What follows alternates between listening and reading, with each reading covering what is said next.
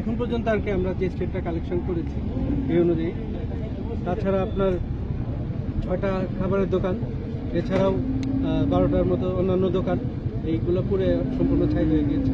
তো এটা খবর পাওয়ার সাথে সাথে বাংলাদেশ সেনাবাহিনীর পক্ষ থেকে আমরা আমাদের এখান থেকে স্থানীয় ক্যাম্প এবং আমাদের বাঘার জন্য কোটা থেকে লোকজন নিয়ে আমরা সাথে এসে উদ্ধার কার্যক্রম শুরু করি এবং একই সাথে আমাদের দিঘিনালা থেকে ফায়ার সার্ভিস আসে, দিঘিনালার পরে খাগড়াছড়ি থেকেও আসে, পানছড়ি, রাঙামাটি, বিভিন্ন জায়গা থেকে মাটিরাঙ্গা, বিভিন্ন জায়গা থেকে ফায়ার ইউনিট এসে কাজ শুরু করে।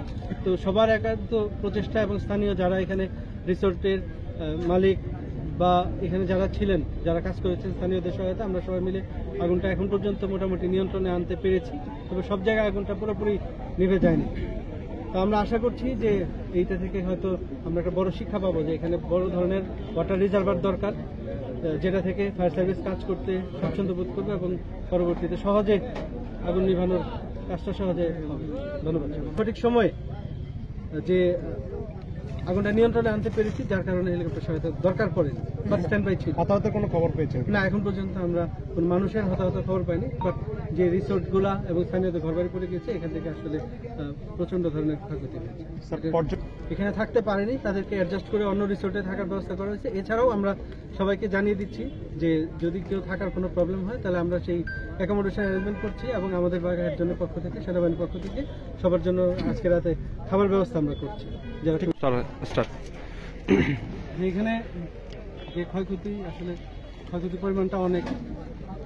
কিছুক্ষণ আগেই তো আসলে আগুনটা নিয়ন্ত্রণে আনা গেল, আনুমানিক 12টা 50-এর দিকে আগুনের সূত্রপাত হয়। তো এখনো সূত্রপাতের কারণটা আমরা জানতে পারিনি।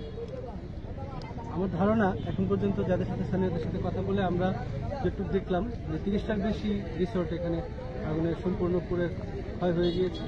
এছাড়া স্থানীয়দের থাকার ঘরবাড়ি এটাও 30টার মতো হবে, 30টার চেয়ে বেশি হবে। এছাড়া আপনার দোকান 10টার বেশি, 12টা বা এর বেশি দোকান এবং হচ্ছে আপনার বেশ কিছু 10টার মতো রেস্টুরেন্ট এখানে সম্পূর্ণ আগুনে পড়ে গিয়েছে। স্থানীয়দের ইয়াটাই সবচেয়ে বেশি, আমার কাছে যেটা মনে হচ্ছে যে স্থানীয় যারা আছে তাদেরকে সবচেয়ে বেশি।